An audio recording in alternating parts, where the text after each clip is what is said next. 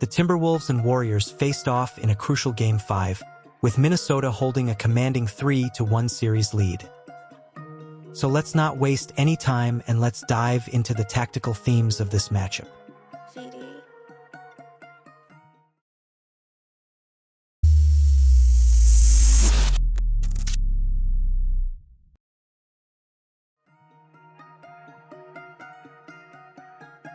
Let's start with one of the first things Golden State did on offense, which was attacking Conley. He was guarding Hield, who is physically stronger, as this play demonstrates. Here, Podziemski sets a flex screen for Butler, knowing Conley doesn't want to switch on the former Heat. This way, McDaniels is screened away and Jimmy has an open lane to the basket.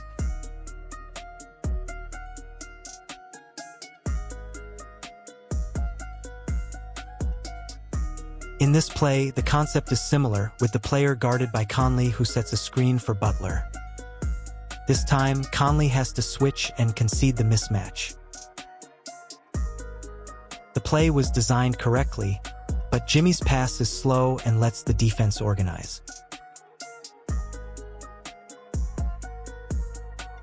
But let's get to the second tactical aspect of the game, blitzing Edwards on pick and rolls. Kerr did so to force Gobert to be the decision-maker instead of the Timberwolves superstar. There's a 4 versus 3 situation here, with Jackson Davis who's tagging the roll man. The French center does a good job here, getting the ball to the left side of the floor where the advantage is created.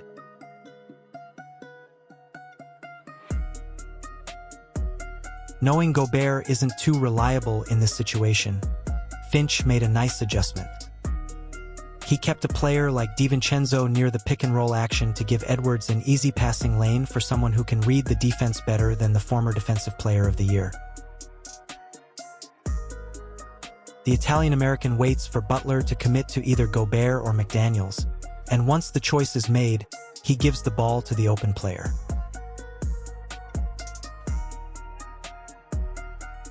Another way to exploit these early traps was using Conley as a screener. By doing that, the point guard can just slip away and be open from 3.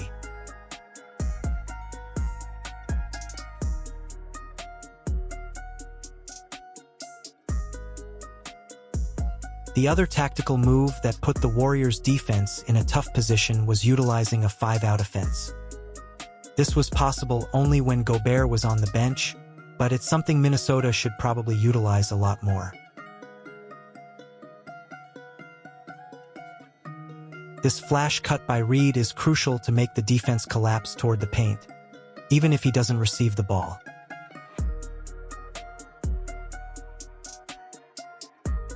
Again, Reed makes the right play by clearing the side of the court to leave Conley open.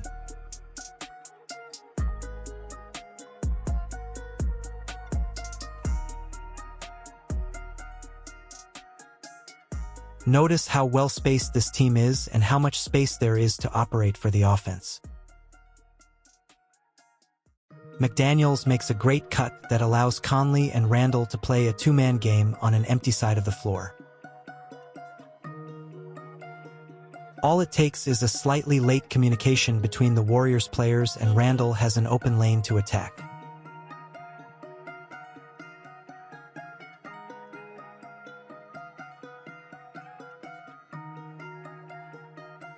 The play starts once again with 1 player at the top of the key, 2 on the wings, and 2 in the corners. Edwards' penetration requires a help, so Butler has to step in. McDaniels takes the best decision again and cuts to the basket.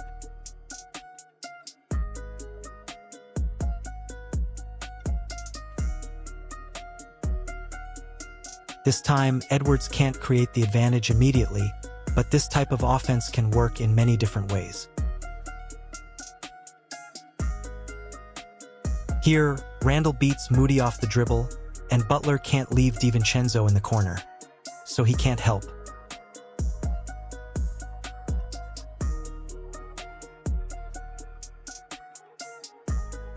When Golden State has to disrupt the opposing offensive flow, they often use a 1-3-1 zone defense, and they did so in Game 5. It seems like a 2-3 zone, but it's a 1-3-1 stretched with Podziemski up to take Conley, and Butler deep to deny the corner.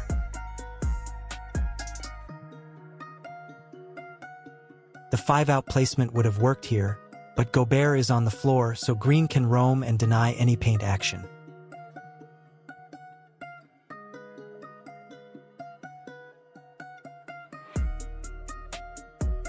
Finch came prepared to face this zone coverage, as you can see from two aspects. First, the corners are filled, and second, Randle is on the nail. Randle doesn't receive the ball, so he sets a screen for Alexander Walker, which is a good idea if executed properly.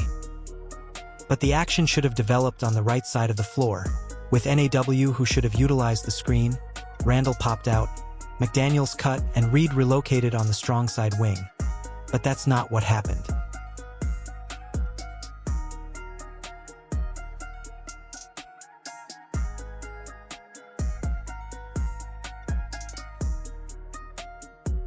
This time, Green gets Randle on the nail to discourage the pass to him.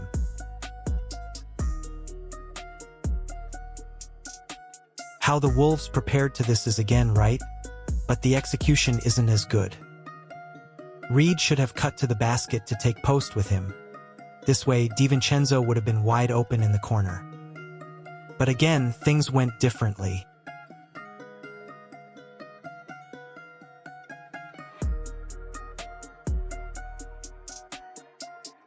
Lastly, I want to focus on how Curry's absence influenced this series, both because the Warriors system heavily relies on him, and because Pat Spencer was the player who replaced him in the rotation. Obviously, I respect his story and I respect the fact that he's in the NBA, and that alone is something out of this world for the vast majority of basketball players. That said, I have to analyze the things that had some impact on the game, and he had a negative impact all series long, also because he was put in a really tough position. Here, after receiving the ball, he immediately looks away from the basket to give it to someone else. The handoff for Hield was denied, and instead of looking for something else, he still just wants to give the ball away.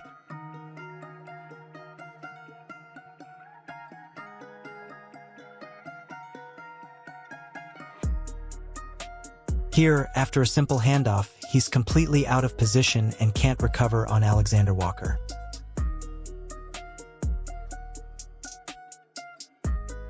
After the two consecutive mistakes you've just seen, he brought the ball up, played a pick and roll with post, and tried a behind-the-back pass that was low and not so necessary, as you can see from his apologies. In this play, after staying on Reed for too long, he closes out on Alexander Walker but jumps on his fake, and this is something he has done frequently in this series.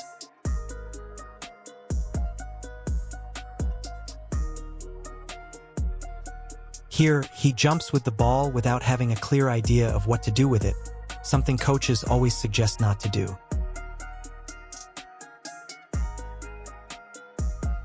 And here again, he jumps on a fake and allows an open shot.